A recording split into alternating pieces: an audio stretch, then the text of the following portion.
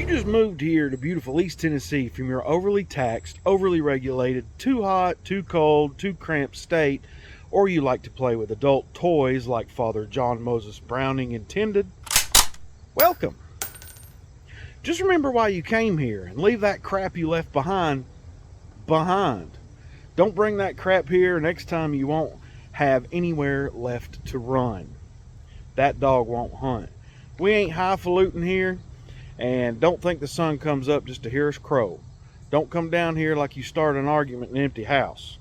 We ain't too big for our breeches, so hush your mouth, hold your horses, and I'm fixing to help you with your transition to living with bugs in the South.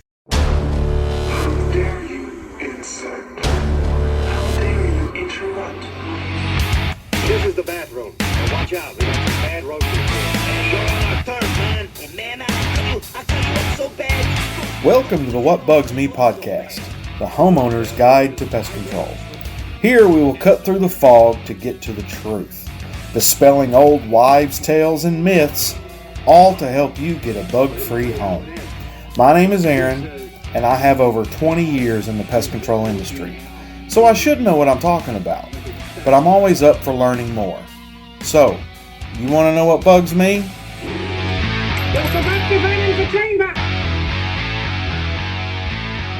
So I have to apologize up front here because as a born and raised East Tennessee boy, I did not greet you properly. So, welcome to South, y'all. We will bring you casserole by later so we can sneak a glimpse inside your home to see if you're going to be the weird neighbors. Y'all going to love it here. It's pretty as a peach. Bless your heart, ain't you precious? Oh yeah, and there'll be a jug of sweet tea. Down here it's cold and 80% sugar. It'll make your toes curl and want to slap your mama. We ain't got none of that hot pinky tea.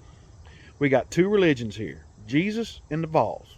Praise the Lord, go Vols.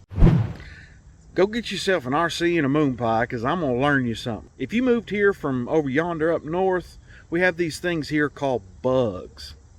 Yeah. Now, they can be very numerous and even fly all around your pretty little head in the spring and summer, but 99% of them don't care a hill of beans about you and won't hurt you. Most of them ain't got the good sense God gave a rock, but they do send many a new southerner into a major hissy fit. They're busy as a cat in a hot tin roof pollinating and whatnot.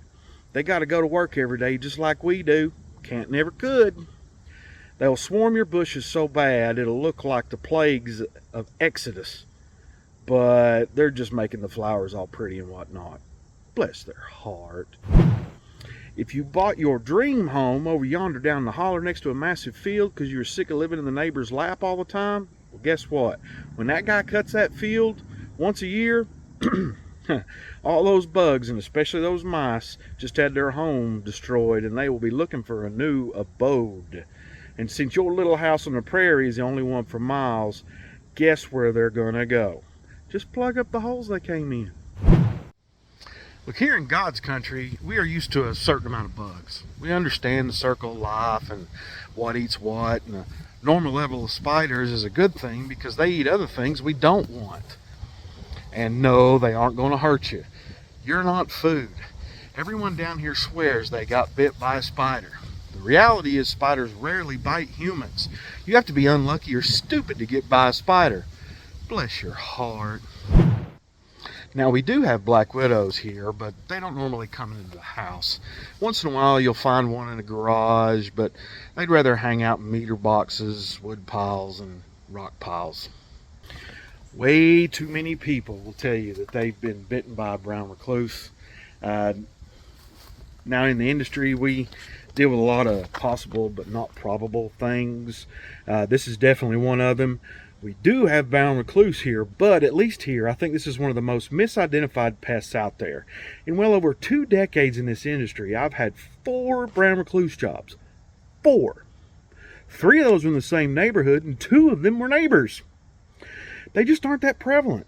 Besides, they cannot physically bite you without pressure being applied, like putting on your mowing shoes or getting your winter coat and toboggan out. I get a couple calls every month about brown recluse, and up until recently, it's been years since any of them were actually brown recluse. On top of that, they aren't that dangerous unless you're very young, very old, very sick, Now, I'm no doctor. If you get any kind of bite, go see the doctor, okay? But if he tells you it was a spider bite because there are 2 holes, then fire his butt. No one, not a doctor or me, an associate certified entomologist, can identify a bug by the bite. You can't even say, well, that's what it looked like last time and it was this or that. You can react differently than you did before. Bottom line, bites, okay, don't tell you anything. All they tell you is that something happened. I got a video on that. All right, so we got roaches here. We got the bad ones, the German roaches, but we got the good ones too, like the Americans, the Oriental, the brown banded. Got a video on that too.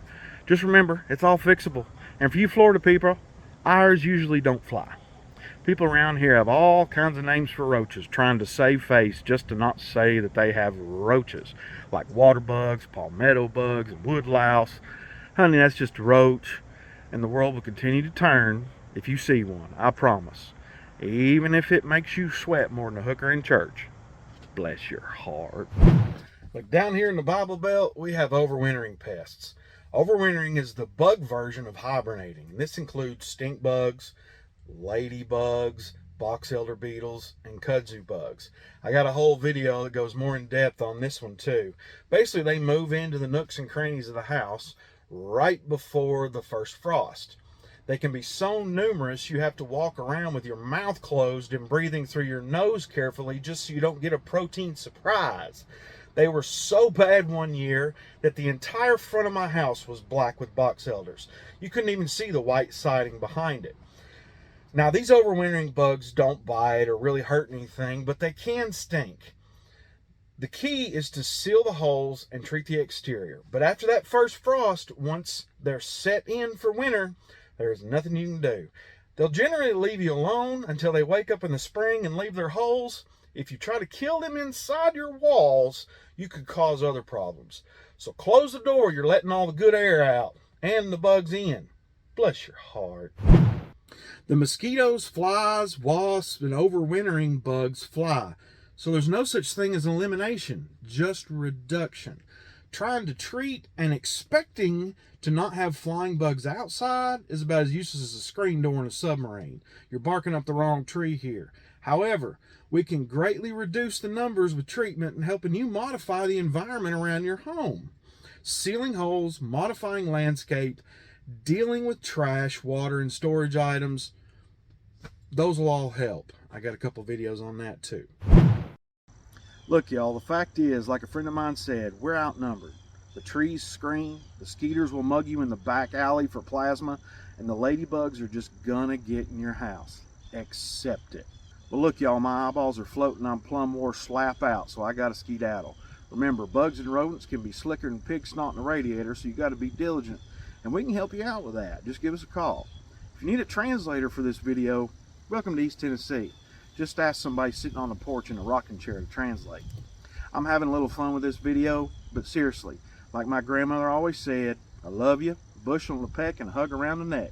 Yuns, don't feed the bears, and we'll love you just like you was kin, as long as you ain't ugly. And that's finer than frog hair split 4 ways in a biscuit. Bless your heart.